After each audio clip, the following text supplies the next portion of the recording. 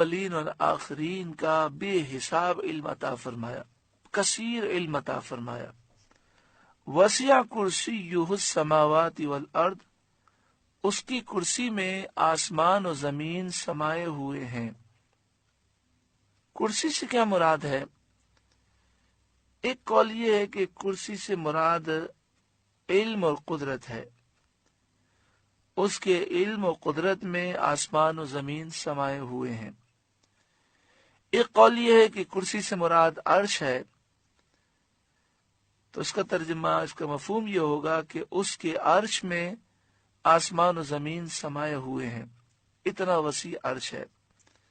اور ایک قول یہ ہے کہ جو عرش کے نیچے اور ساتوں آسمان کے اوپر ہے وہ مراد ہے، وہ ایک کرسی ہے جو عرش کے نیچے ہے اور ساتوں آسمان کے اوپر ہے، جو زمین اور آسمان سے بڑی ہے۔ ممکن ہے کہ یہ وہی ہو جو فلک البروج کے نام سے مشہور ہے۔ یہ بات یاد رکھیں کہ یہ عقیدہ رکھنا کہ اللہ تعالیٰ عرش پر بیٹھا ہے یا کرسی پر بیٹھا ہے، یہ عقیدہ صحیح نہیں ہے۔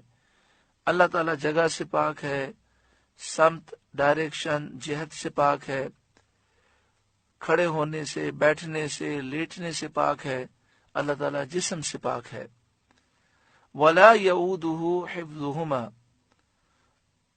اور اسے ان کی نگہبانی بھاری نہیں۔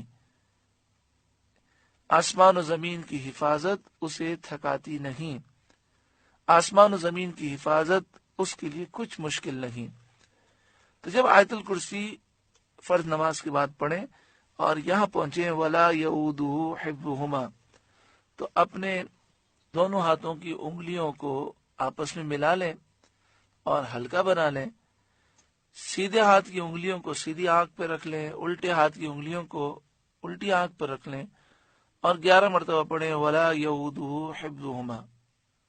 پوری آیت الکرسی تو ایک ہی دفعہ پڑھنی ہے، لیکن اس مقام پر پہنچ کر اسے 11 مرتبہ ریپیٹ کرنا ہے، وَلَا يَئُودُهُ حِفْظُهُمَا وَلَا يَئُودُهُ حِفْظُهُمَا۔ پھر جب 11 مرتبہ پڑھ لیں تو اپنی انگلیاں ہٹا دیں اور وَهُوَ الْعَلِيُّ الْعَظِيمُ پڑھ کر آیت الکرسی پوری کر لیں۔ پھر انگلیوں پر دم کر کے انگلیاں آنکھوں پر پھیر لیں۔ انشاءاللہ تعالی آنکھیں محفوظ رہیں گی، اس کا نور انشاءاللہ قائم رہے گا اور نور میں جو کمی ہوگی وہ دور ہو جائے گی۔ وَهُوَ الْعَلِيُّ الْعَظِيمُ، وہی ہے بلند بڑائی والا، وہی بلند و بالا ہے۔ لا اکراہ فی الدین، دین میں کچھ زبردستی نہیں۔ اس آیت کریمہ کو سمجھنا ضروری ہے۔ پہلے اس کا صحیح مفہوم سمجھیں۔ لا اکراہ فی الدین، دین میں کچھ زبردستی نہیں، یعنی دین بالکل واضح ہے۔ جو عقل مند دین پر غور کرے گا اس کا دل یہ گواہی دے گا یہ سچا دین ہے، پھر ایمان قبول کرنا اس کے لیے کچھ مشکل نہیں ہوگا۔ یہ مراد ہے۔ یہ مراد نہیں ہے کہ انسان ایک مسلمان ہو گیا، اب وہ نماز نہیں پڑھتا تو اس پر کوئی سختی نہ کی جائے، زکوٰۃ نہیں دیتا تو کوئی سختی نہ ہو، روزے نہ رکھے تو کوئی سختی نہ ہو، کسی کو قتل کر دے، وہ چوری کرے یا کسی کا مال لوٹ لے اور ہم کہیں دین میں کوئی زبردستی نہیں، جس کا جو جی چاہے کرے۔ نہیں، دین کے اصول ہیں۔ چور کے ہاتھ کاٹے جائیں گے، قاتل کی گردن اڑا دی جائے گی، ڈاکو کو سزائے موت دی جائے گی۔ اسی طرح جو فرائض میں کوتاہی کرے گا اس کے لیے سزائیں ہیں۔